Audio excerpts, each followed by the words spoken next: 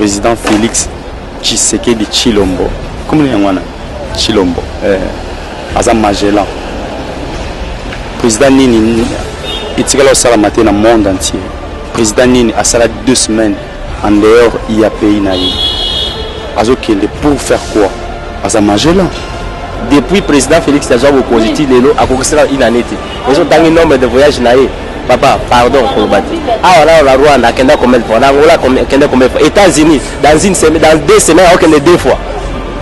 Un président voyageur. Pendant qu'un président de la République ne peut pas voyager trop, lorsqu'il y a beaucoup de situations dans le pays, c'est qu'il faut résoudre. À continuer le voyage, peut attendre la paix. Mais on est pas Kenel Bossa, Tala Liboso, pesons à moi, c'est-à-dire dans le sens que, auquel Liboso, Tali, est-ce que Koto citation, tant on a Zala qui l'État n'a su pouvoir, citation Zali, le commune, est-ce que qu'on est là, n'a bisonné que j'ai déclaré,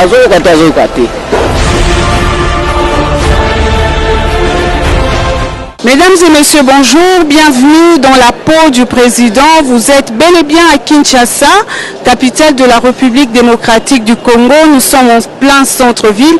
La question est de savoir si le président Félix Tshisekedi Tshilombo est un président voyageur. Le peuple répond. Mbote maman.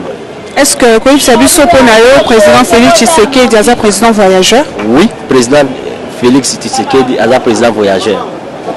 Parce que depuis le président Félix Tshisekedi opposition lelo akokisela inanete. Ils ont un nombre de voyages naïfs. Papa, pardon pour le bâti. Ah là, la Rwanda, Kenda combien de fois? L'Angola, Kenda combien de fois? États-Unis, dans 2 semaines, on a 2 fois. Un président voyageur. Pendant qu'un président de la République ne peut pas voyager trop, lorsqu'il y a beaucoup de situations dans le pays, c'est qu'il faut résoudre. Le président de la République, ce qui a mis Libanda, qui a annoncé, mais soyez rien, alors Libanda a dit que le déboulonnage, le loi déboulonnage dans le monde. Ayo kangela biso Mike pendant que mutola ndalo ba makambo za era intérêt à mboka Mike mukeba abunda makasi pour que Félix Tshisekedi comme président de la République. Mais abandina okanga parce que député la biso provincial a la vérité. Déboulonnage ti lelo bato a 18 ans de pouvoir, baza pe mena ye. Wa komisi ba ami pendant que za bisa que non ba place na la prison. Mais depuis le pouvoir il est comme Aminae de blanc gélaté. Azap président voyager parce que ah la sécurité azoko confondre bien parce que toujours il batté président de la République garde nae azobomaye avion et que ceux qui voient petit le toujours ba quête donc nous ce jour les gars na pété toujours mon até autre moment. Est-ce que le président Félix Tshisekedi est un président voyageur? Non, je peux pas dire ça. Parce que si vous voyagez, il y a raison les autres à voyager. C'est ça. Mais si vous prenez par rapport à voyage, est-ce que les ont un bénéfice na bisoto? Effectivement, voyage pour un bénéfice na biso, mais à la paix moi citation, toujours vivre tant on voyager pas la paix moi ciment, à la citation tant on doit pouvoir. Même les autres total moi bilo mati pe moi trop dollar mati lo mati mata la ça rappelle moi sima pour aussi longtemps quand surtout quand makambo c'est comme sous plus que pour le moment régler na no moi vitesse à la sima moi bilo pe quand même ce qui dollar de télémina on va neza la qui c'est mieux mais pour le moment dollar zo mata bilo zo mata donc vieux zo comme de plus en plus difficile bon c'est vraiment bizarre. À continuer le voyage. À continuer le voyage, peut attendre la paix. Mais on est pas Kenel Bossa, Tala Liboso pesons à moi si ma quoi. C'est-à-dire dans le sens que auquel Liboso Tali est-ce que Koto citation. Tant on a Zala qui t'est, l'État n'a su pouvoir. Citation Zali Nengi le commune Nengi est-ce que qu'on est là n'a bisonné toujours déclaré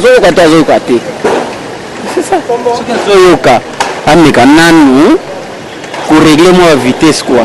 Voyage c'est bien bon, mais est-ce que tu veux profiter non pour le moment bien à la longue? Merci. Bonjour.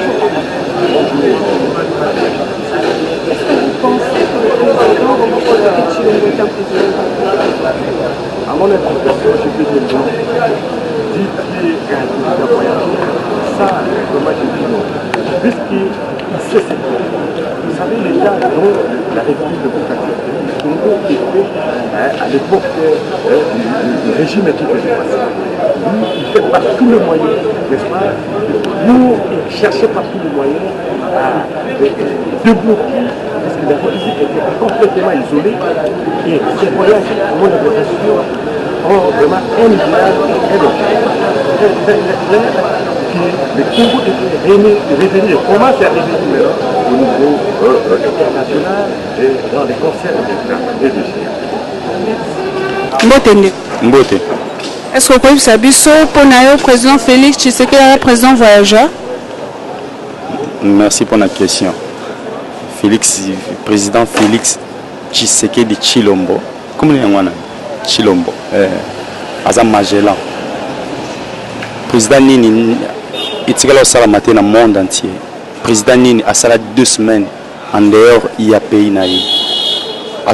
Pour faire quoi? Aza Magellan. Aza Magellan. Vous avez Aza Magellan, vous avez découvert Bambo à Moussous Bende. Azo qui nous découvre une Bamboka où il est avant à comme président, Azala la présidente. Le rôle comme président, à comme découvrir. Et moi, Aza Magellan.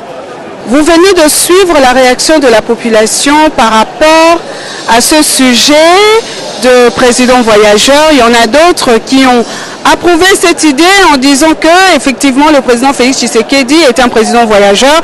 Il y en a d'autres qui sont contre. Merci de vous abonner sur Vox People TV, mesdames et messieurs. Au revoir.